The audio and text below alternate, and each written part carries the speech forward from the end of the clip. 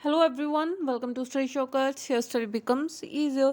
ਜਿਵੇਂ ਤੁਹਾਨੂੰ ਪਤਾ ਹੈ ਜੀ ਆਪਾਂ ਜਨਰਲ ਇੰਗਲਿਸ਼ ਗ੍ਰਾਮਰ ਦੀ ਸੀਰੀਜ਼ ਸ਼ੁਰੂ ਕੀਤੀ ਹੋਈ ਹੈ ਜੋ ਕਿ ਸਾਰੇ ਹੀ ਕੰਪੀਟੀਟਿਵ ਐਗਜ਼ਾਮਸ ਲਈ ਹੈਲਪਫੁਲ ਰਹਿਣ ਵਾਲੀ ਹੈ। 893 NTT 380 backlog English master cadre ਦੀਆਂ ਪੋਸਟਾਂ ਹੋਣ ਜਾਂ ਫਿਰ 899 ਇੰਗਲਿਸ਼ ਦੀਆਂ ਨਿਊ ਪੋਸਟਾਂ ਹੋਣ, 1190 ਪਟਵਾਰੀ ਪੋਸਟਾਂ ਹੋਣ ਜਾਂ 135 ਮਾਸਟਰ ਕੈਡਰ ਪੋਸਟਾਂ ਹੋਣ ਜਾਂ ਫਿਰ ਪੀਐਸ ਟੈਟ ਸੀ ਟੈਟ ਜਾਂ ਫਿਰ ਸਾਰੇ ਹੀ ਕੰਪੀਟੀਟਿਵ ਐਗਜ਼ਾਮਸ ਲਈ ਇਹ ਸਾਰੀ ਜਿਹੜੀ ਆਪਣੀ ਗ੍ਰਾਮਰ ਸੀਰੀਜ਼ ਹੈ ਹੈਲਪਫੁਲ ਰਹਿਣ ਵਾਲੀ ਹੈ। ਇਸ ਦੇ ਵਿੱਚ ਆਪਾਂ ਬੇਸਿਕ ਗ੍ਰਾਮਰ ਜਿਹੜੀ ਹੈ ਉਹਦੇ ਬਾਰੇ ਗੱਲ ਕਰਦੇ ਹਾਂ।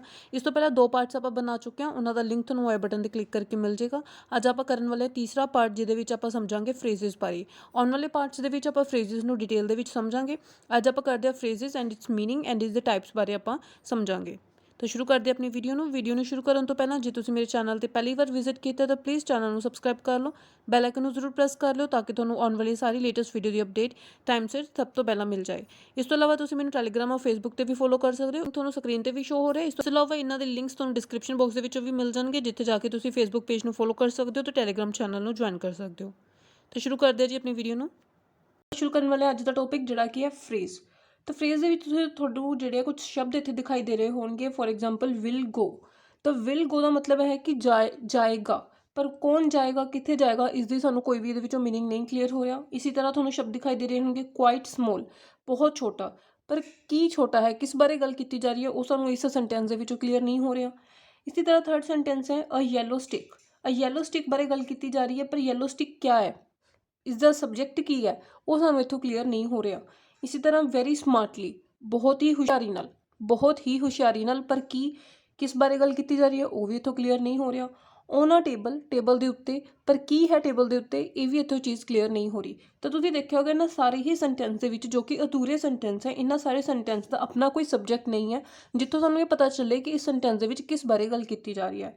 तो फ्रेजिज की होंदे हैं अ group of words which make sense but not complete sense is called a phrase.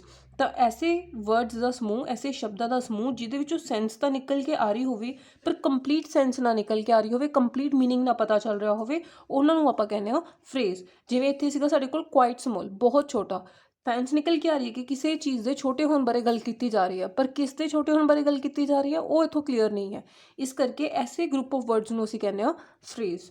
So it is a group of words of a related words without a subject and a verb, जिसका अपना कोई subject नहीं होंदा, जिस दे विच सानू complete meaning नहीं निकल के आउंदा कि किस बारे गल की जा रही है उस सेंटेंस दे विच, उसका अपना कोई सबजैक्ट नहीं होंदा, उसनूं आपां कहने आ फ्रेज। तो फ्रेज की होंदे हैं जी, ग्रुप ऑफ वर्ड्स होंदे हैं, शब्दों का कुछ समूह होंदे हैं जो कंप्लीट सेंस नहीं दिंदे ते उन्हां दा अपना कोई सबजैक्ट नहीं होंदा, उन्हां नूं आपां कहने आ phrase. It is a part of a sentence, मतलब सेंटेंस का कुछ पार्ट जिहदे विच सबजैक्ट जिहड़ा आपां कह लईए मिसिंग हैगा ते वो आपां नूं एक सेंस जरूर दिंदा पर कंप्लीट सेंस नहीं दिंदा, तो इस करके उन्होंने आपां कहने आ फ्रेज।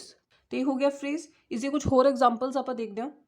हाँ जी, आपां देखते हैं कुछ एग्जाम्पल्स जिहदे विचों सब तो पहली एग्जाम्पल है अपने कोल सोहन विल गो। सोहन जाएगा, तो ये सबजैक्ट हो गया जी सोहन, लेकिन अगर ये आप फ्रेज लिखे तो फ्रेज की होएगा, फ्रेज होएगा जी अपना विल गो। तो ये होएगा जी अपना फ्रेज विल गो। इसी तरह नेक्स्ट सेंटेंस दिस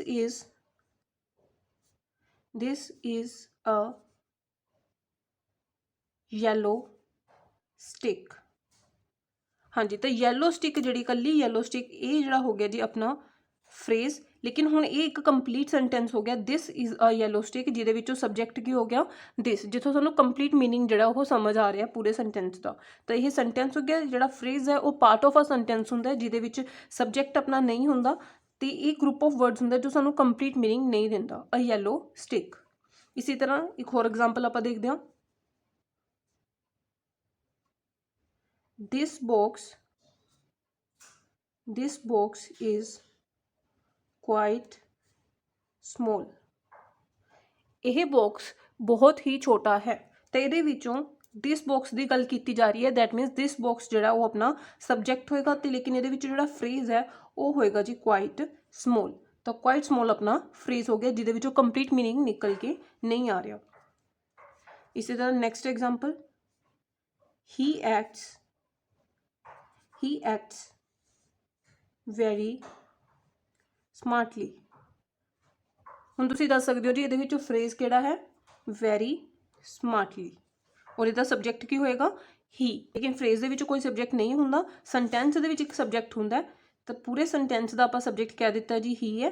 ਹੀ ਬਾਰੇ ਗੱਲ ਚੱਲ ਰਹੀ ਹੈ। ਕੋਲ ਸੈਂਟੈਂਸ ਹੈਗਾ ਦ book is on the table. ਹਾਂਜੀ, ਇਹਦੇ ਵਿੱਚੋਂ ਫਰੇਜ਼ ਕਿਹੜਾ ਹੋਏਗਾ on the table.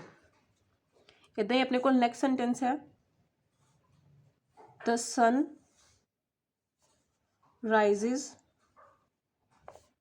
In the East. ਹਾਂਜੀ, ਇਹਦੇ ਵਿੱਚੋਂ ਆਪਣਾ ਫਰੇਜ਼ ਕਿਹੜਾ ਹੋਏਗਾ, ਆਪਣਾ ਫਰੇਜ਼ ਹੋਏਗਾ ਇਨ ਦ ਈਸਟ, ਕਿਉਂਕਿ ਦ ਸਨ ਜਿਹੜਾ ਉਹ ਹੋਏਗਾ ਪੂਰੇ ਸੈਂਟੈਂਸ ਦਾ ਸਬਜੈਕਟ। ਦ ਸਨ ਬਾਰੇ ਗੱਲ ਚੱਲ ਰਹੀ ਹੈ, ਲੇਕਿਨ ਜਦੋਂ ਆਪਾਂ ਸਿਰਫ ਇਹਨਾਂ ਵਰਡਸ ਨੂੰ ਦੇਖਦੇ ਹਾਂ ਇਨ ਦ ਈਸਟ, ਤਾਂ ਸਾਨੂੰ ਇਹ ਨਹੀਂ ਸਮਝ ਆ ਰਿਹਾ ਕਿ ਇਹਦੇ ਵਿੱਚ ਈਸਟ ਦੇ ਵਿੱਚ ਕਿਹਦੇ ਬਾਰੇ ਗੱਲ ਕੀਤੀ ਜਾ ਰਹੀ ਹੈ। ਤਾਂ ਅਗਰ ਸਿਰਫ ਇੰਨੇ ਪਾਰਟ ਨੂੰ ਦੇਖੀਏ ਤਾਂ ਇਹ ਸਾਡਾ ਫਰੇਜ਼ ਹੋਏਗਾ ਜਿਹਦੇ ਵਿੱਚੋਂ ਕੰਪਲੀਟ ਸੈਂਸ ਨਹੀਂ ਨਿਕਲ ਕੇ ਆਉਂਦੀ। ਲੇਕਿਨ ਅਗਰ ਆਪਾਂ ਪੂਰੇ ਸੈਂਟੈਂਸ ਨੂੰ ਦੇਖਦੇ ਹਾਂ ਤਾਂ ਸਾਨੂੰ ਸਮਝ ਆਉਂਦਾ ਹੈ ਕਿ ਈਸਟ ਦੇ ਵਿੱਚੋਂ ਨਿਕਲਣ ਬਾਰੇ ਸੂਰਜ ਦੀ ਗੱਲ ਹੋ ਰਹੀ ਹੈ।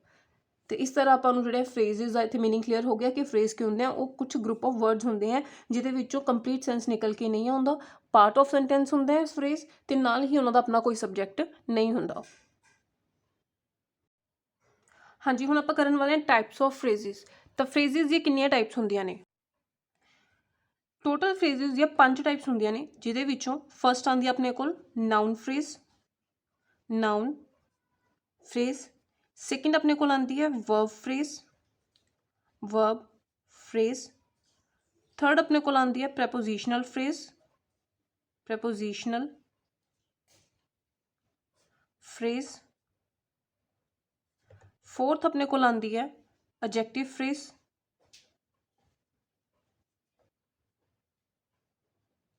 एंड फिफ्थ अपने को आंदी है एडवर्ब फ्रेज, एडवर्ब फ्रेज। हाँ जी, तो ये है 5 टाइप्स जी साडे कोल आउंदियां ने, noun phrase, verb phrase, prepositional phrase, adjective phrase and adverb phrase. तो 5 टाइप्स है, इन्होंने डिटेल एक एक टाइप में आप डिटेल स्टडी करांगे।